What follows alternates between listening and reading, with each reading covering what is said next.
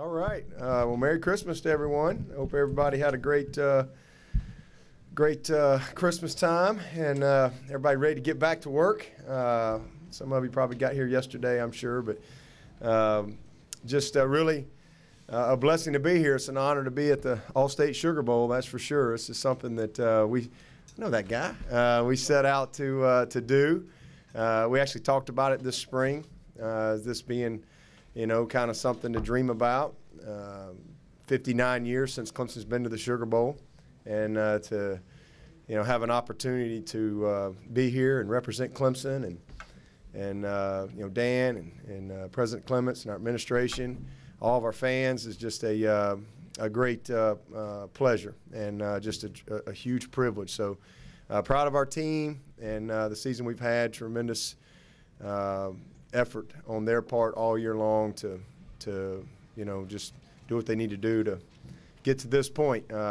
So really excited about being here. Really appreciate all the All-State Sugar Bowl folks for hosting this, and I know there's a ton of work that goes in to making an event like this special for everyone involved. So I really appreciate all the people behind the scenes that nobody will ever know or see that do such a great job. And we look forward to a great week. I would say probably 95% of my team has never been to New Orleans. It's been 25 years since I've been here, outside of a couple hours, I guess, in March or April for the Manning Award. But we're excited to be here and look forward to participating in a great week, and know it'll be an unbelievable game on the first against Alabama. This will be a dandy, that's for sure. So, but thank you again for being here, and with that, I will take your questions. Dabo, how many times do you think your mind's going to drift back to 25 years on this? Oh, man, it already has a ton. I mean, we're staying in the same hotel. We're practicing at the same site. I was just funny. My mom gave me a picture when we were home for Christmas, and she gave me a picture. I was in the street tap dancing with a tap dancer with a bunch of people gathered around when I was 10. She pulls out this little – you don't have those pictures anymore, but it was like something out of a box, little picture. I actually came with a friend on my baseball team when I was 10 to the Alabama-Arkansas Sugar Bowl.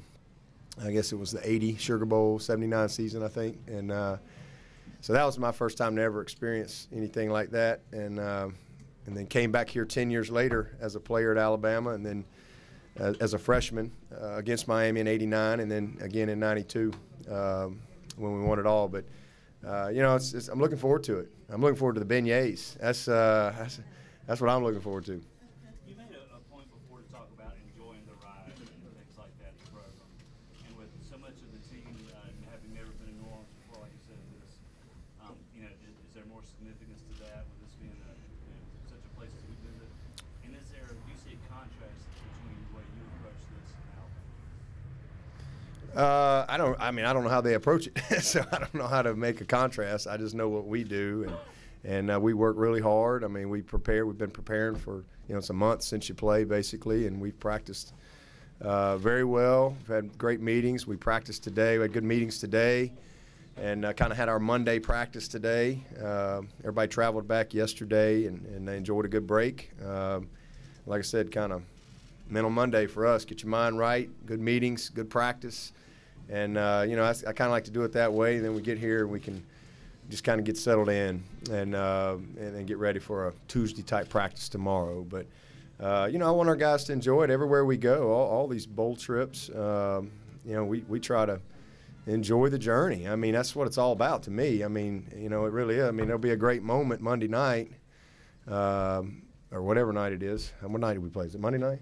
Whatever the first is, it'll be a great moment. But it's really the journey that I try to always enjoy, and just enjoy today, and enjoy checking into the hotel, enjoy practices, and just enjoy being with these guys. Man, this is could be the last week to be with this team. Hopefully we can earn one more bus ride and pregame meal and all that stuff, but you got to earn that. I mean, that's what it comes down to. But I want them to enjoy it and have some fun, look back on their time, but we always say, hey, the fun's in the winning. Ultimately it comes down to that. You want to win the game, but I don't think you got to be miserable to do that in the process. So, it'll be a great week. I'm looking forward to it. Dabo, as a coach and as a competitor, how much much have you enjoyed these last 2 games with Alabama? Well, I enjoyed it a lot last year. It was great. That was one of the best moments of my life, and it stunk the year before. Like I said, fun's in the winning. I don't enjoy losing ever. It's been great to compete against Alabama. I think for us, as we've tried to grow our program the last 8 years, this is my 9th year as the head coach. I think one of the things that was a goal of mine 9 years ago was to build a program that could be consistent and to build a program that embraced competing against the best. And, Alabama has been the best, no doubt about it. It's just the bottom line. So I think for me, the first time to compete against them was something that was really excited about, just because to me they have been the standard. And how you going to measure up? And I think that was something going into that game. We lost the game, but I felt like our brand grew, if you will, and I felt like we went into the game, we were undefeated, and I felt like we really believed we could win the game. We thought we could, and I think if anything coming out of that game, we knew we were good enough, and and sometimes that's you gotta measure up against the best of the best to kind of really grow a little bit, I've seen that in our team, and certainly coming back last year and finding a way to win in an unbelievable game. It comes down to a few plays both years in a row.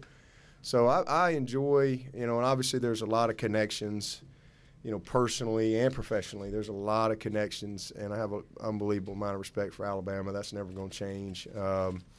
But it's kind of become now it's like, all right, this is I'm getting tired of this. All right, let's get somebody else in here, but they just don't go away, man. That's why they're Alabama. So I think, but at the end of the day, when you're competing to be the best in college football, you're going to end up playing these guys somewhere along the way. So it's just kind of the way it's supposed to be, and it's a lot of fun. We look forward to, enjoy it, and I don't have any doubt it'll be a heck of a game. Dabo, 2 things. First of all, you're talking about 25 years ago. Any reunions of teams you might be missing this weekend? And secondly, could you talk about your personal and professional relationship with Dan Redicovic? I don't know if there's any reunions this week. I went to one during the season. Had a ball. It was actually in Tuscaloosa. I should have stuck around and watched the game. I could have scouted them a little bit, but I was gone before it kicked off. I had a great 25-year reunion with a bunch of my teammates, and I'm sure a lot of those guys will be in town. But we got a lot of work to do. I'm sure I'll maybe bump into a few guys along the way. But as far as Dan, I got an unbelievable relationship with Dan. He's as good as it gets. He's a great AD, very easy to work with. He's got a lot of vision. He's very proactive, which I really enjoy that part of him. He's very smart.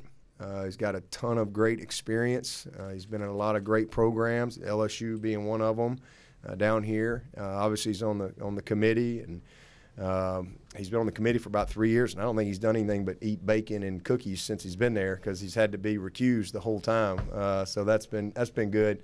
But Dan's great. He gets it. He's a football guy, and we've got that's one thing I think that we're really blessed with at Clemson. We have a great alignment from our board to President Clements, he's amazing, and then Dan. It's just a really good chain of command there. Time for one more. Yeah, as far as curfew and that kind of stuff, how do you balance more guys to have fun, but also not get caught up in maybe some of the distractions? I kind of defer to the leadership of the team. If I got to worry about that right now, we can get our butts kicked and we're going home. I'm not here to babysit them. These are grown men. I treat them that way, and I defer to the leadership of our team. If I've done a good enough job January to now in developing leadership and discipline and accountability and guys understanding there's consequences for your actions, then you shouldn't have to worry about that stuff when you show up. Now I'm a little concerned about the culture shock of Bourbon Street for some of these guys, having been there. So we'll have a little chat about that. But these guys are great. You got guys like Christian Wilkins, Dorian, Kelly Bryant. These are the leaders of Mitch Hyatt, the leaders of your team. You know, it's pretty easy. Best leadership comes from within. So we've got curfew and all. They'll have a little more time tonight, and then we kind of tighten down as we go. But I just really count on them to do what they're supposed to do and really handle their business and hold each other accountable. That's one of the things we do all year long with our accountability teams. But so it's no different when we get here. And you know, and then if something comes to me, then they know that I'm gonna deal with it. They all know, hey, there's consequences for your actions. So I just think everybody's got to, you know, make right decisions. It's really a choice each and every day. You know, you're either gonna be committed to being the best you can be, or you're not.